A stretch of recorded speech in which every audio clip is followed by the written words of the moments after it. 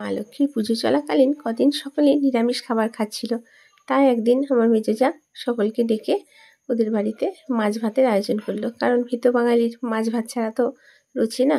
সেই জন্যই একদিন আমাদের বাড়ির সকলকে ডেকে মাছ ভাত খাওয়ানোর আয়োজন করেছিল। তো আমরা যারা নিরামিষ খাবো তাদের জন্য দেখুন কুকারে শাক সেদ্ধ হচ্ছে আর এদিকে পোস্ত করা হচ্ছে।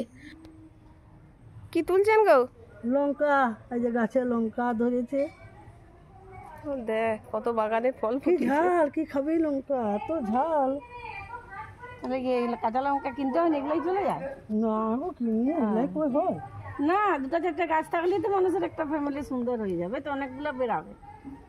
এই তো এইখানটাতে আছে কিরকিরা ঝাল বাবা, কিরকিরা ঝাল। মেজোজায়ের বাগান থেকে যখন ঘুরে এলাম, এসে দেখি ততক্ষণে খাওয়া দাওয়া শুরু হয়ে গেছে।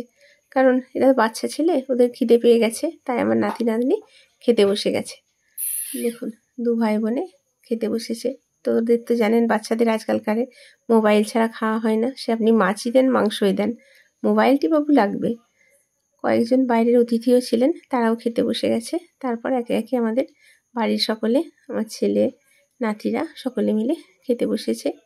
তো খাওয়া দাওয়ার পর্ব মিটতে মিটতে প্রায় 3টে বেজে গেছিল, কারণ অনেকজন তো খাচ্ছিল, বাইরেরও কয়েকজন অতিথি ছিল।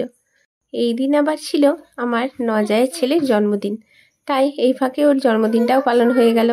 কয়েক রকম ভাজা, পায়েস, মিষ্টি, পাঁপড় এগুলি করে দেওয়া হয়েছিল, তাই ওর জন্মদিনটা এখানেই পালন করা হয়ে গেল। তো বন্ধুরা, আমি আমার ছোট্ট ভিডিও এখানেই শেষ করছি। সকলে ভালো থাকবেন, সুস্থ থাকবেন, সাবধানে থাকবেন। আর যদি ভিডিওটি একটু ভালো লেগে থাকে একটু লাইক করে দেবেন। দেখা হচ্ছে আরও অন্য কোনো সময় অন্য কোনো ভিডিওয়। নমস্কার।